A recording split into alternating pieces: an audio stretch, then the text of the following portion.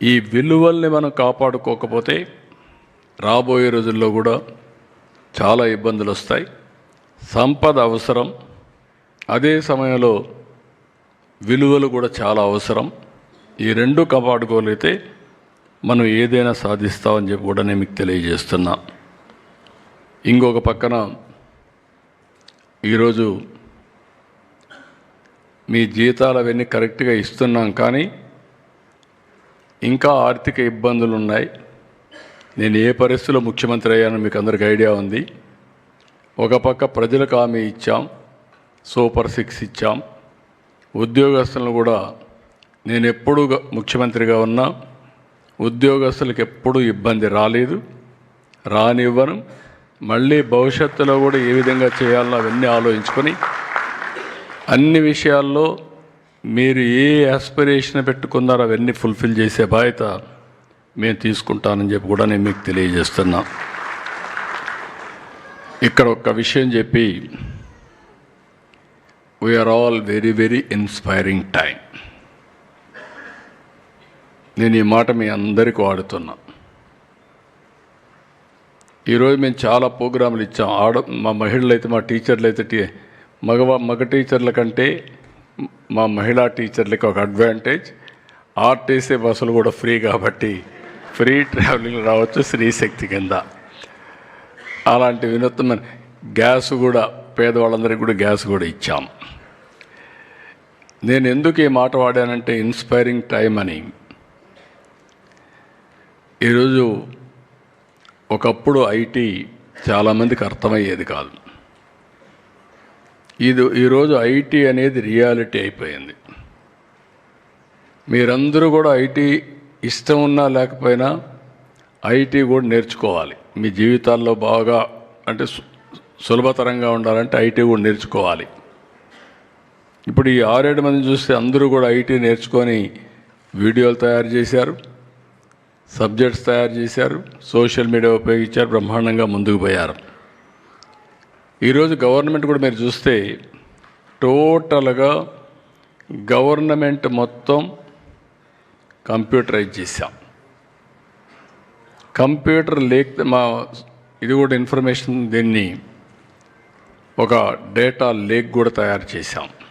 Central government, state governments అన్నీ కూడా పెట్టి. రెండోది మీరు చూస్తే ఏఐ వచ్చింది. We are going for quantum computing. ఈ క్వాంటమ్ కంప్యూటింగ్ ఇవన్నీ వచ్చిన తర్వాత క్యాలిక్యులేషన్ కానీ అదే మరి ఎప్పటికప్పుడు అనలైజ్ చేయడం కానీ చాలా ఈజీ అయిపోయింది.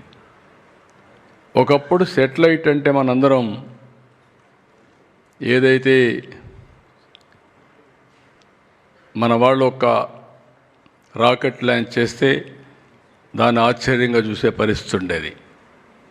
ఇప్పుడు ప్రైవేట్ అంతా కూడా వచ్చేసాయి.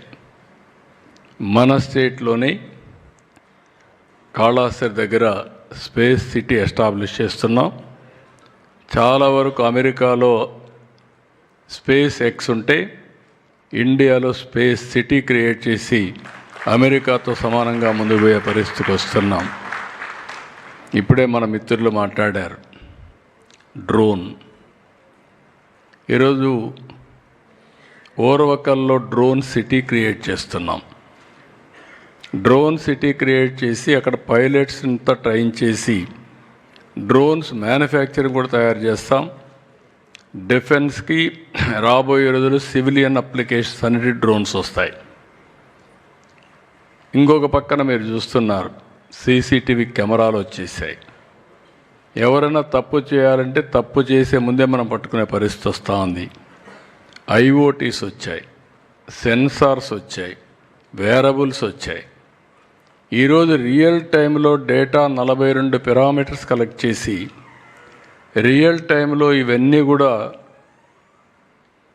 అనలిటిక్స్ తయారు చేసి మళ్ళీ సొల్యూషన్ పంపించే పరిస్థితికి వచ్చాం. ఇటీవల కాలంలో ఐటీ మినిస్టర్ గారు తీసుకొచ్చినటువంటి రియల్ టైం మనం వాట్సాప్ గవర్నెన్స్ 700 సర్వీసుల్ని రియల్ టైంలో ఎవరికి ఏమి కావాలన్నా పనులు చేసే పరిస్థితికి వచ్చామంటే ఏ రాష్ట్రం లేదు. First of it's kind in Andhra Pradesh. దానికి కూడా శ్రీకారం చుట్టాం. నేను ఎందుకు ఈ మాట వాడానంటే మీ అందరితో, ఒకప్పుడు కరెంటు లేని పరిస్థితి నుంచి మన ఇంటిపైనే కరెంటు తయారు చేసుకునే పరిస్థితికి వచ్చాం, పొల్యూషన్ లేకుండా. అదే మరి అగ్రికల్చర్లో రెవల్యూషనరీ మార్పులు వచ్చే పరిస్థితికి వస్తూ ఉంది. అంటే ఇవన్నీ కూడా ఒకప్పుడు రోడ్లు అధ్వానంగా ఉంటే ఇప్పుడు రోడ్లన్నీ కూడా నేషనల్ హైవేస్ అయితే బెస్ట్ నేషనల్ హైవేస్ వచ్చే పరిస్థితికి వచ్చాయి. ఇంకా రాను రాను ఒక 20-30 సంవత్సరాల్లో మీరు ఊహించినటువంటి అభివృద్ధి జరుగుతుంది. దీనికి భావితరాల జనరేషన్, ఇప్పుడు యంగ్స్టర్స్ ఎవరున్నారో వాళ్ళని మీరు ఆ దిశగా తయారు చేసే బాధ్యత మీరు తీసుకోవాల్సిన అవసరం ఉంది. ఇప్పుడు నేను అది కూడా ఒకసారి ఎడ్యుకేషన్ డిపార్ట్మెంట్ కోరుతున్నా, అందరు టీచర్స్ అందరిని అపాయింట్ చేసిన తర్వాత మీ సిలబస్ను కూడా మీరు రీరైట్ చేసుకోవాలి. ఏదో 15 ఏళ్లకు ఒకసారి సిలబస్ ఉంది అదే చెప్తా ఉంటాం అంటే ఫీల్డ్లో జరిగేది ఒకటి, మీరు చెప్పే విద్య ఒకటి, ఈ రెంటికి మిస్ మ్యాచ్ ఉంటుంది.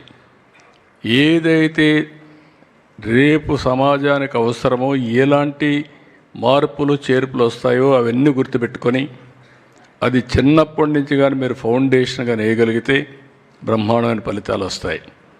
రెండో విషయం కూడా నేను చూస్తున్నాను, ఇప్పుడు మీకు వర్తిస్తుంది, నాకు వర్తిస్తుంది. మా ఇంట్లో దేవాంశ్ ఉన్నాడు, వాడు చెప్పేది నాకు అర్థం కాదు. అంటే నాకంటే ఫాస్ట్గా నాలెడ్జ్ ఎకానమీకి వెళ్ళిపోతున్నారు. అలాంటి పరిస్థితుల్లో మీ స్టూడెంట్స్ ఫాస్ట్గా ఉండి టీచర్స్ వెనకబడితే మిస్ మ్యాచ్ వచ్చేస్తుంది. It is a challenge for you, it is a challenge for me, for everybody. కాబట్టి మనం కూడా నిరంతరం జరిగే అభివృద్ధి కానీ జరిగే పరిణామాలు కానీ అప్డేట్ చేసుకొని సమాజంలో జరిగే మార్పులకు అనుగుణంగా ఎడ్యుకేషన్ యొక్క కరికులం కూడా ఉండాలి.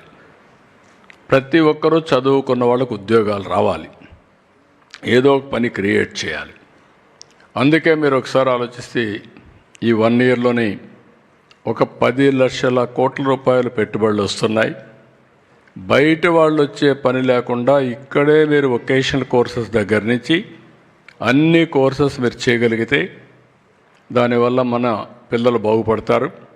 ఇంకొక పక్కన మీరు ఒక విషయం గుర్తుపెట్టుకోవాల్సిన అవసరం ఉంది, భవిష్యత్తులో మన పిల్లలకు ఒక ఆలోచన విధానాన్ని, ఒక ఇన్నోవేటివ్ ఐడియాస్ని మీరు క్రియేట్ చేయాలి. మేము రతన్ టాటా ఇన్నోవేషన్ హబ్ తీసుకొచ్చాం.